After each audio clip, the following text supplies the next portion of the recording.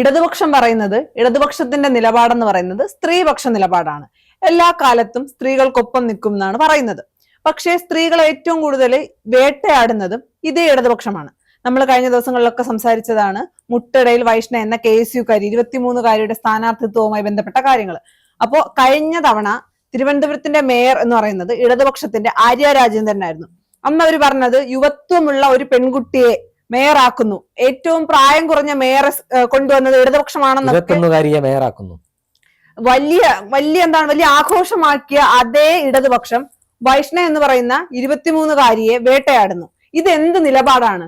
ഇതാണോ CPM-ന്റെ രാഷ്ട്രീയ നിലപാട്? തീർച്ചയായും വൈഷ്ണയെ പോലെയുള്ള ഒരു സ്ഥാനാർത്ഥി, ഒരു യുവമുഖം തിരുവനന്തപുരത്ത് മത്സരിക്കാനെത്തുമ്പോൾ വൈഷ്ണയെ CPM എത്രത്തോളം ഭയക്കുന്നു എന്നതിന്റെ നേരുദാഹരണമാണ് വൈഷ്ണയുടെ വോട്ടർ പട്ടികയിൽ നിന്ന് വെട്ടിനീക്കാൻ CPM നടത്തിയ നീക്കം.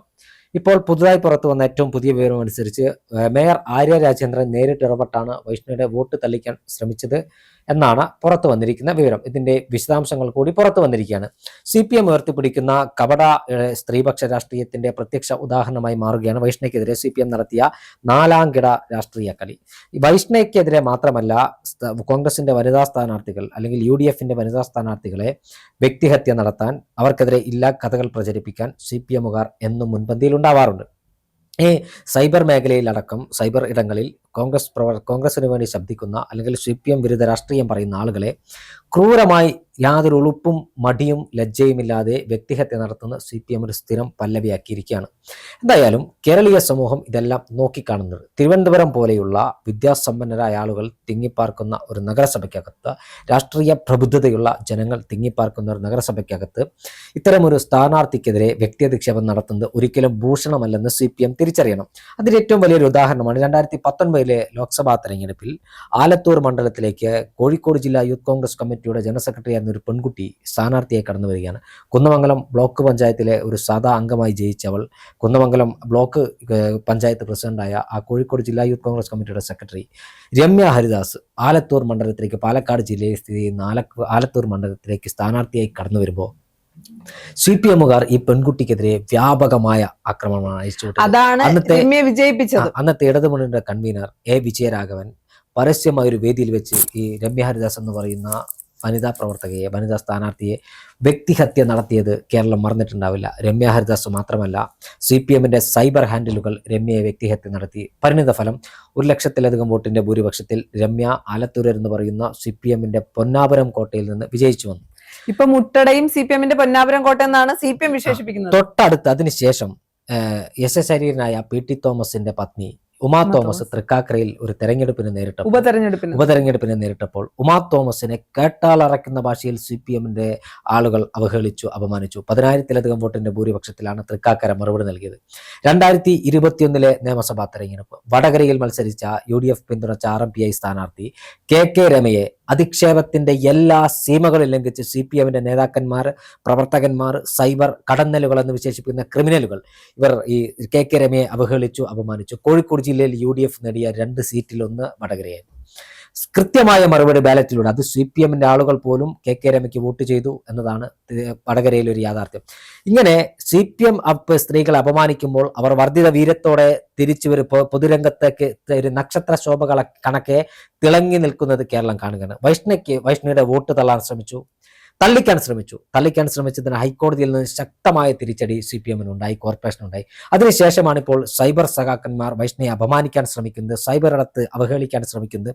കൂടാതെ ആര്യ രാജേന്ദ്രൻ എന്ന് പറയുന്ന മേയറുടെ നേതൃത്വത്തിലാണ് ഈ വൈഷ്ണയുടെ വോട്ട് തള്ളിക്കാൻ ശ്രമിച്ചതെന്ന തെളിവ് സഹിതം പുറത്തു വരുമ്പോൾ മറുപടിയില്ലാത്ത CPM സ്ഥാനാർത്ഥി അപമാനിക്കാൻ ശ്രമിക്കുകയാണ്. ഇതിനുള്ള മറുപടി ഡിസംബർ 9 എന്ന ദിവസമുണ്ടെങ്കിൽ രാവിലെ 7 മണിക്ക് പോളിംഗ് ബൂത്തിലേക്ക് മുട്ടട വാർഡിലെ ജനങ്ങൾ പോകുന്നുണ്ടെങ്കിൽ വോട്ടിംഗ് മെഷീനിൽ വിരലുകൊണ്ട് ഇതിനുള്ള മറുപടി നൽകുമെന്ന കാര്യത്തിൽ ഒരു തർക്കവുമില്ല.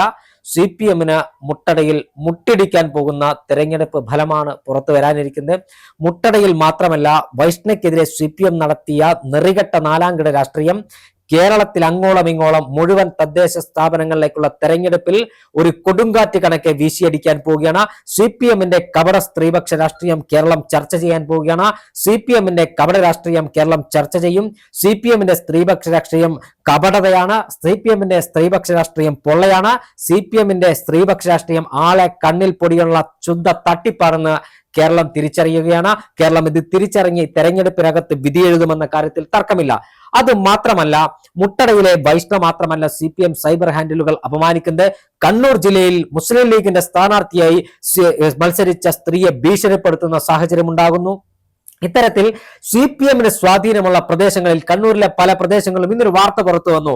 കണ്ണൂരിൽ മലപ്പട്ടം പഞ്ചായത്തിൽ CPM എതിരില്ലാതെ ജയിച്ചു. ജനാധിപത്യത്തെ എല്ലാ തരത്തിലും കാറ്റിൽ പറത്തി എതിർ നോമിനേഷൻ കൊടുക്കുന്ന ആളുകളെ കായികമായി നേരിടുമെന്ന് ഭീഷണിപ്പെടുത്തിക്കൊണ്ടാണ് അവിടെ അവർക്ക് ജയിക്കാൻ കഴിഞ്ഞത്. CPM ജയിച്ചത്.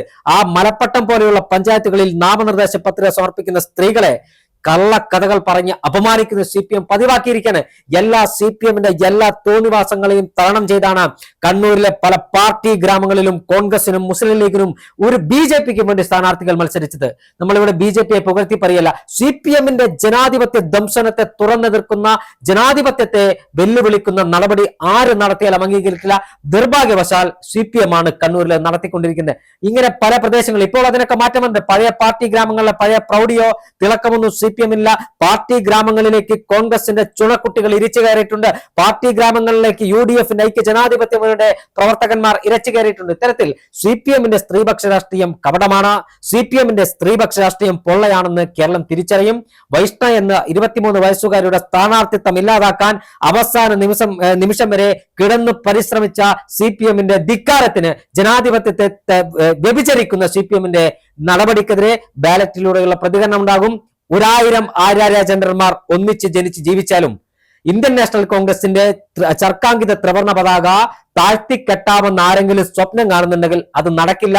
കോൺഗ്രസിന് പരാജയം ഉണ്ടായിട്ടുണ്ട്. ഇന്ദിരാഗാന്ധി വരെ തെരഞ്ഞെടുപ്പിൽ പരാജയപ്പെട്ടിട്ടുണ്ട്. എന്നാൽ ആ പരാജയം ഒരു താൽക്കാലിക പ്രതിഭാസം മാത്രമാണ്. പരാജയത്തിൽ നിന്ന് തിരിച്ചു വരാൻ കഴിയുന്ന ഏക രാഷ്ട്രീയ പ്രസ്ഥാനം അത് കോൺഗ്രസ് മാത്രമാണെന്ന് നിങ്ങൾ തിരിച്ചറിയണം. ആര്യ രാജേന്ദ്രനല്ല, ആയിരക്കണക്കിന് ആര്യ രാജേന്ദ്രന്മാർ ഒരുമിച്ച് വന്നാലും കോൺഗ്രസിന്റെ ഒരു രോമം തൊടാൻ കഴിയില്ല എന്ന് ഇവർ തിരിച്ചറിയണം. ഇത്തരം നാലാംകിട രാഷ്ട്രീയം കളിച്ചല്ല തെരഞ്ഞെടുപ്പിനെ നേരിടേണ്ടത്. മാനം മര്യാദകൾ രാഷ്ട്രീയം ചർച്ച ചെയ്യണം, വികസനം ചർച്ച ചെയ്യണം. നിങ്ങൾക്കെതിരായ അഴിമതി ആരോപണങ്ങളെ കുറിച്ച് ജനങ്ങളോട് സംവദിക്കണം.